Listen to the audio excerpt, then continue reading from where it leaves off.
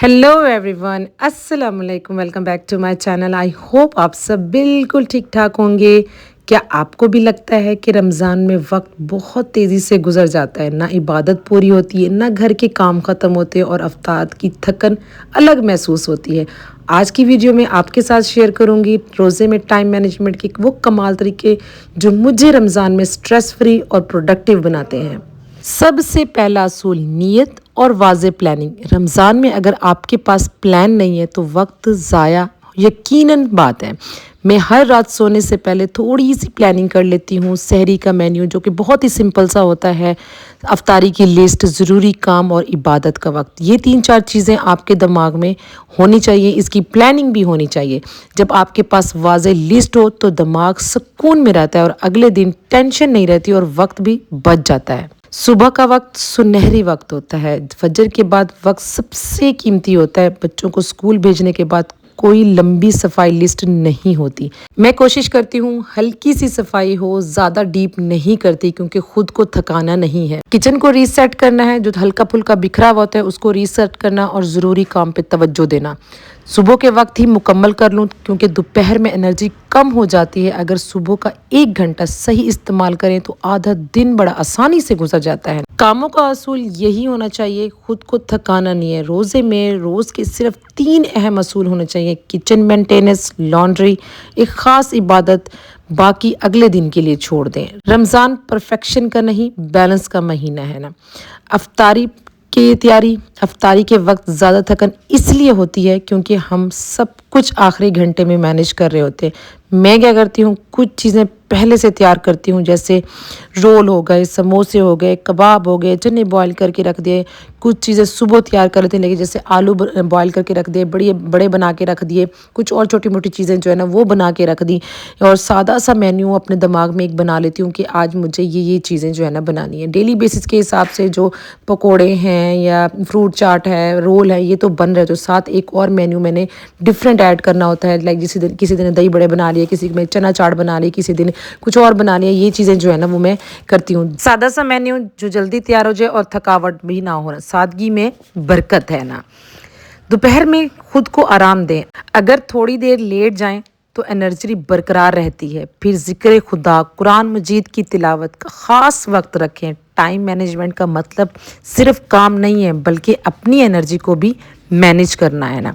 रमज़ान में ज़्यादा वक्त कहाँ ज़ाया होता है, वो है मोबाइल। मैं कोशिश करती हूँ मखसूस वक्त में मोबाइल इस्तेमाल करूँ, बेमकसद स्क्रॉलिंग ना करूँ क्योंकि रमज़ान का वक्त बहुत कीमती है। गया वक्त हाथ नहीं आता और साल में एक बार रमज़ान आता है। दिल खोल के इबादत करना बहुत ज़रूरी है। घर के अफराद को शामिल करें अपने हर काम में, हर छोटे छोटे कामों में घर के अफरादों को शामिल करें। खुद सारा कुछ भी ना करें। अगर 3 चीज़ें आप बना रही हैं तो 2 चीज़ें घर के किसी और फ़र्द को दें, वो बनाएं। मिल बांट के काम आसानी से हो जाते हैं। बच्चों को बोलें कि वो दस्तरखान लगाएं। सब मिलकर काम करें। जब सब मिलकर काम करेंगे तो वक्त भी बचेगा और मोहब्बत भी बढ़ेगी। रमज़ान में हर दिन एक जैसा नहीं होता, कभी एनर्जी ज़्यादा होती है, कभी कम होती है। खुद को कंपेयर ना करें, अपनी इस्तात के मुताबिक बेहतरीन करें। अल्लाह नीयत देखता है, परफेक्शन नहीं देखता। मोस्टली हम ख़वातीन की आदत होती है कि हम दूसरों को देख के कह रहे होते हैं कि इसने ये किया, इसने वो किया, तो सेम मैं भी वैसे करूँ। नहीं, जो अल्लाह पाक ने आपको वसाइल दिए हैं, जो अल्लाह पाक ने महदूद आप लोगों को बजट दिया है, उसी में रह के खुश रहें और बजट को बेहतरीन बनाएं। तो ये थी मेरे रोज़े में टाइम मैनेज के कमाल तरीके। अगर आप इनमें से 2-3 असूल भी अपना लेंगी ना तो आपका रमज़ान स्ट्रेस फ्री हो सकता है। अल्लाह पाक हमें इस रमज़ान को बेहतर गुजारने की तौफीक अदा करें। आमीन सुम आमीन। मैंने इसलिए सोचा आपके साथ शेयर करूं कि ताकि आपको भी थोड़ी सी हेल्प मिल जाए, थोड़ी सी मोटिवेशनल ये वीडियो है ताकि आप भी मोटिवेट हों कि आप रोज़े के साथ अपने घर को, अपने घर के तरीक़ों को किस तरह मैनेज कर सकती हैं कि काम भी हो जाए वक्त पर, आपको स्ट्रेस भी ना हो, आपकी एनर्जी भी वेस्ट ना हो और आप बिल्कुल फ्रेश रहें अफ्तारी तक ना।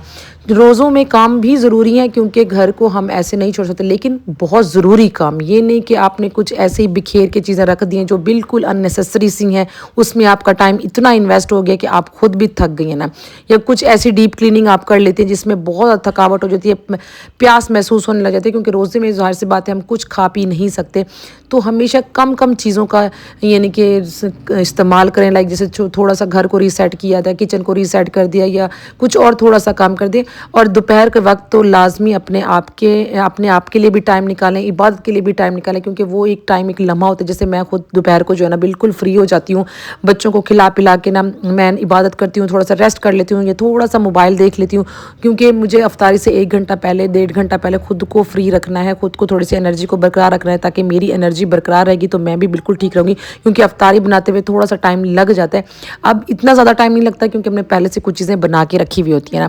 آئی ہوپ آپ لوگوں کو میرا یہ چھوٹا سا ولاگ جو ٹائم مینجمنٹ کے طریقے میں نے آپ لوگوں کو بتائے ہیں، آپ لوگوں کو اچھا لگا ہوگا۔ میری یہ چھوٹی سی ویڈیو اگر آپ لوگوں کو موٹیویشنل لگی ہے، اگر آپ لوگوں کو پسند آئی ہے تو پلیز لائک شیئر سبسکرائب کرنا مت بھولیے گا، اور انشاءاللہ نیکسٹ روزے میں آپ سے ملاقات کریں گے۔ آج تھا ماہ رمضان کا 3را روزہ اور خیر خیریت سے یہ گزر گیا، اور اللہ کا شکر ہے آنے والے روزے بھی اچھے ہی گزریں گے، آپ کے بھی اچھے گزریں گے، میرے بھی اچھے گزریں گے، دعاؤں میں یاد رکھیے گا۔ ملیں گے نیکسٹ ولاگ میں، تب تک کے لیے اللہ حافظ۔